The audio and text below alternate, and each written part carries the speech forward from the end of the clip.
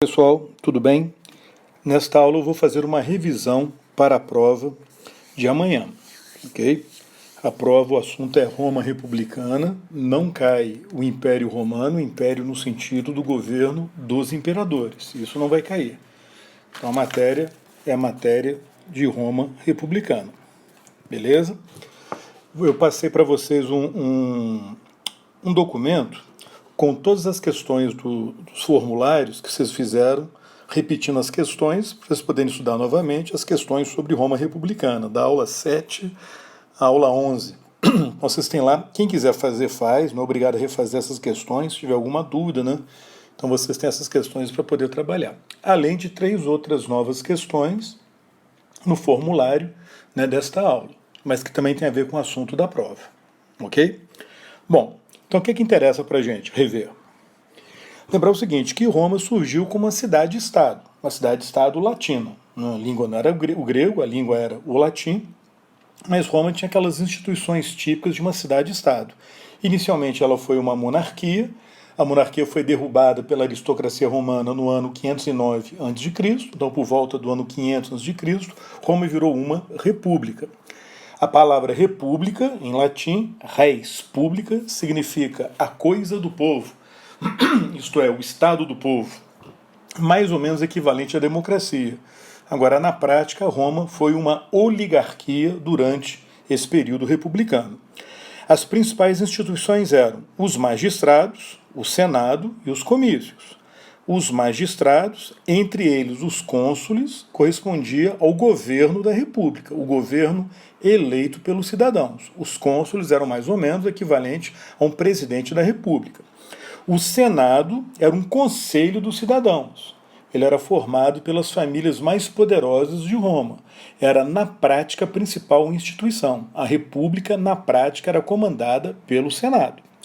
Os comícios eram as assembleias dos cidadãos, que votavam as leis e escolhiam um governo, mas o Senado era a principal instituição.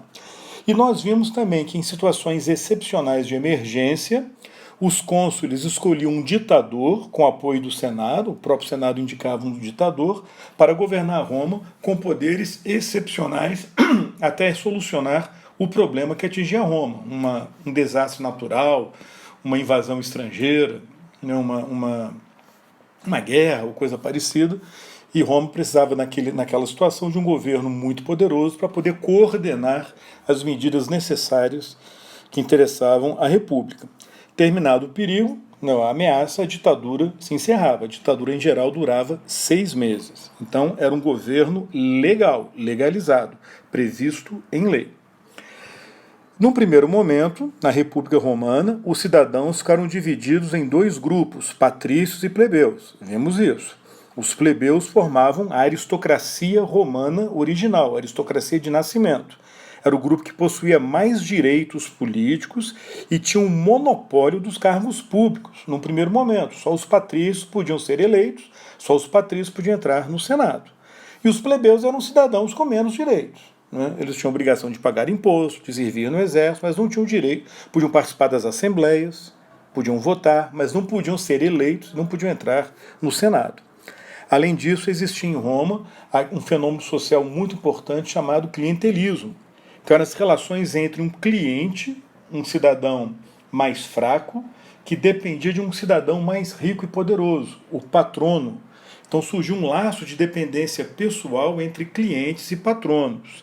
Em troca da ajuda que o cliente recebia do patrono, da proteção que ele recebia do patrono, o cliente votava nos candidatos que os patronos indicavam, os clientes eram leais, fiéis aos patronos. Era um sistema chamado clientelismo. E no primeiro momento o exército romano não era um exército profissional, ele era uma milícia de cidadãos. Todo cidadão romano, tendo condições financeiras, era obrigado a servir no exército em época de guerra e se equipar, se armar com seus próprios recursos. Era uma característica, né, daquela força armada típica de uma cidade-estado.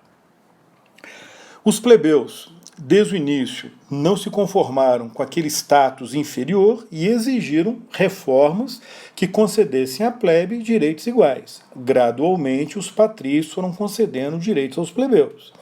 Por exemplo, eles aprovaram a Lei das 12 Tábuas, criando as primeiras leis escritas em Roma.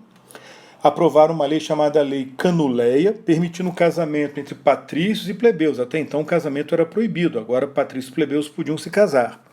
Várias leis asseguraram a isonomia entre patrícios e plebeus, ou seja, os plebeus acabaram adquirindo os direitos que os patrícios tinham. Patrícios e plebeus passaram a ser iguais diante da lei, passaram a ter os mesmos direitos. E uma das leis também acabou com a escravidão por dívidas. Então, por volta do ano 280 a.C., 287 a.C., oficialmente já não havia mais diferença entre patrício e plebeu. Os direitos que os patrícios possuíam, os plebeus também possuíam. Então, teoricamente, Roma foi democratizada, mas só formalmente. Na prática, Roma continuou sendo uma oligarquia. Por quê? Porque continuou existindo aquela relação de clientelismo e boa parte da plebe continuava dependendo dos cidadãos mais ricos, que eram patrícios, ou uma minoria de plebeus ricos. E essa minoria de plebeus ricos se mistura com os patrícios e forma uma nova aristocracia, chamada nobreza senatorial, que era o grupo mais poderoso em Roma. Era o grupo que detinha mais riqueza, possuía mais escravos e possuía condições de governar a cidade. Foi essa nobreza senatorial, por exemplo, que liderou a expansão romana, uma prática de imperialismo. Quer dizer, uma expansão em busca de territórios, de conquista de territórios e de povos, para fortalecer Roma ou para assegurar os interesses dos romanos, especialmente da elite romana, da nobreza senatorial. Então começou com os romanos conquistando a Itália. Em seguida, o fato mais famoso, o episódio mais famoso, foram as Guerras Púnicas, quando Roma enfrentou o Império de Cartago. Cartago, como a gente viu, era uma cidade-estado de origem fenícia, localizada no norte da África, na atual Tunísia, bem próxima da capital da Tunísia, Tunis. E Cartago havia criado um grande império marítimo comercial, controlando territórios no mar Mediterrâneo Ocidental. Os romanos dominaram a Itália e entraram em choque com Cartago. Foram 3 guerras contra Cartago, foram 3 guerras púnicas. No final, os cartagineses perderam essas guerras. Na terceira guerra, a cidade de Cartago foi destruída pelos romanos e o Império de Cartago foi anexado ao domínio romano. E com isso Roma virou a maior potência do mar Mediterrâneo, dominando o Mediterrâneo Ocidental, mas sem rivais no Mediterrâneo Oriental, sem rivais de peso. Aí foi questão de tempo para os romanos começarem a dominar o Mediterrâneo Oriental. Nessa fase, eles conquistaram a Macedônia e a Grécia, iniciando, portanto, essa presença romana no Mediterrâneo Oriental. Consequências da expansão romana. A criação do Império Romano, um império no sentido territorial. O governo era uma república, mas já havia um império territorial, dominando o mar Mediterrâneo. O mar Mediterrâneo passou a ser chamado pelos romanos de Mare Nostrum, o nosso mar, o mar nosso, porque os romanos controlavam aquele mar. O comércio se desenvolveu, as cidades se desenvolveram, formaram-se latifúndios, sobretudo na Itália e no norte da África.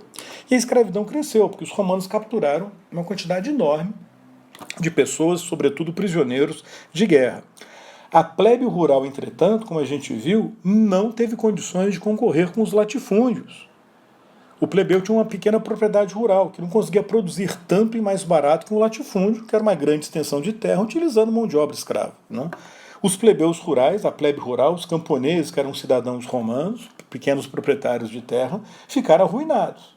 Perderam suas terras e venderam para os latifundiários, que eram os membros da nobreza senatorial. E com isso, esses cidadãos arruinados, essa plebe rural, ruma para a cidade, à procura de emprego. É o êxodo rural. Chega na cidade, essa plebe rural chega na cidade, mas não consegue arrumar emprego facilmente, porque boa parte dos comerciantes e artesãos preferiam utilizar escravos. Então formou-se uma camada nas cidades romanas, em Roma, mas nas outras cidades que o Roma dominava na Itália, que foi chamada de proletariado. Os proletari eram cidadãos que eram pobres, que só tinham seus filhos, que eram desempregados ou subempregados, gerando um problema social grave em Roma. Com isso a gente entende a fase final da República Romana, os 100 anos finais da República Romana, quando a República entrou em crise. Durante esse período, os romanos conquistaram mais territórios e ampliaram o império. Entretanto, as instituições republicanas que a gente comentou, né, o Senado, os magistrados, as assembleias, elas serviam, pessoal, para o governo de uma cidade-estado, de um pequeno território, mas não de um território muito grande, não é que precisava de um governo mais centralizado. Então, a existência de um grande império criado pela República tornou a própria República obsoleta, ultrapassada. Além disso, aumentou ou surgiu uma pressão popular por reforma agrária, por uma melhor distribuição das terras conquistadas. Com a formação de um império, foi necessário criar um exército profissional e permanente. Só que esse exército permanente profissional, como a gente viu, ficou nas mãos de políticos que eram eleitos para cargos políticos, mas que tinham também função ou funções militares. Então os caras eram políticos e generais ao mesmo tempo. E controlando o exército, sendo políticos ambiciosos, esses caras vão enfrentar o Senado e vão tentar impor o seu poder independente do Senado. E olha que geralmente eles eram também senadores. De toda forma, o Senado entra em declínio. E como eram vários políticos generais, esses políticos generais ficam disputando o poder entre si, causando as guerras civis, que acabaram encerrando a República. Então, por exemplo, a pressão por reforma agrária levou 2 tribunos da plebe, os irmãos Graco, Tibério e Caio Graco, a organizarem um movimento propondo a distribuição das terras controladas pelo Estado. Elas eram chamadas de agir públicos. Só que a nobreza resistiu. A nobreza ocupava essas terras. A nobreza ou os clientes da nobreza. Né? A reforma agrária chegou a ser aprovada, mas ela foi mal aplicada, foi pouco aplicada. De toda forma, o Tibério e o Caio Graco foram assassinados. E a reforma agrária, como proposta por eles, na prática não foi efetivada. Paralelamente, a elite romana, né, a classe política romana, foi desenvolvendo a chamada política do pão e circo, para tentar acalmar essa plebe urbana, né, empobrecida, concedendo comida barata, então de graça para os pobres, e diversão para distraí-los, para tentar acalmá-los e, ao mesmo tempo, conseguir votos em troca dessa política de pão e circo. Então, aquilo gerou uma espécie de um clientelismo entre esses políticos, né, e os pobres em Roma. Vimos também que nessa época ocorreram revoltas de escravos. A mais importante foi a revolta do Espartaco, que era um gladiador, que devastou a Itália. A revolta foi sufocada, mas deixou os romanos assustados. E por fim, foi durante essa fase da República Romana, como a gente estava comentando ali atrás, há pouco, que ocorreram as guerras civis entre os políticos generais. A primeira guerra civil foi entre Mário e Sila. O Mário morreu nessa guerra civil. O Mário representava uma facção mais popular, né, mais ligada à plebe. O Sila, uma facção mais aristocrática, né, ligada à nobreza senatorial. O Mário morreu na guerra civil. O Sila assumiu o poder em Roma, mas Roma não foi pacificada. A tensão continuou. Então chegou um momento em que políticos generais tentaram solucionar o problema fazendo um acordo entre eles e dividindo o poder entre si. O resultado foi o aparecimento dos triunviratos, o governo de 3 políticos generais que eram aliados. O primeiro triunvirato, como nós vimos, foi entre Crasso, Pompeu e Júlio César. Esse primeiro triunvirato durou pouco tempo. Crasso morreu tentando conquistar territórios no Oriente. O poder foi dividido entre Pompeu e Júlio César, mas a divisão durou pouco tempo, porque César havia conquistado a Gália, a atual França, se fortaleceu, ficou popular, ficou riquíssimo. Pompeu e o Senado ficaram assustados com o crescimento do poder de César, tentaram retirar o comando militar de César, César reagiu e o resultado foi a guerra civil entre Pompeu e César, Pompeu contando com o apoio da maior parte do Senado. César derrotou o Pompeu. E enquanto ainda durava essa guerra entre eles, César e Pompeu, César, dominando a Itália, dominando Roma, instalou uma ditadura.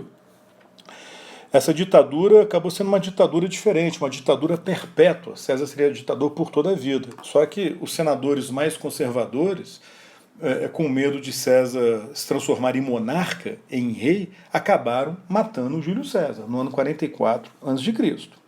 Os assassinos de César foram perseguidos pelos partidários de César, pelos cesaristas. Foram mortos ou então cometeram suicídio, os assassinos. E o grupo cesarista, os aliados de César, assumiu o poder e estabeleceu um segundo triunvirato, composto por Otávio, que era sobrinho e herdeiro de César, Marco Antônio, que era o principal general de César, e Lépito, que era um outro aliado de César. O segundo triunvirato também durou pouco tempo. Lepto acabou sendo afastado do triunvirato numa manobra política de Otávio. O poder foi dividido entre Otávio e Marco Antônio. Otávio controlando a parte ocidental de Roma, quer dizer, da República Romana, né, dos territórios romanos, a Itália, a própria cidade de Roma, a Gália, a Península Ibérica, né, o Mediterrâneo Ocidental. E o Marco Antônio ficou controlando o Mediterrâneo Oriental.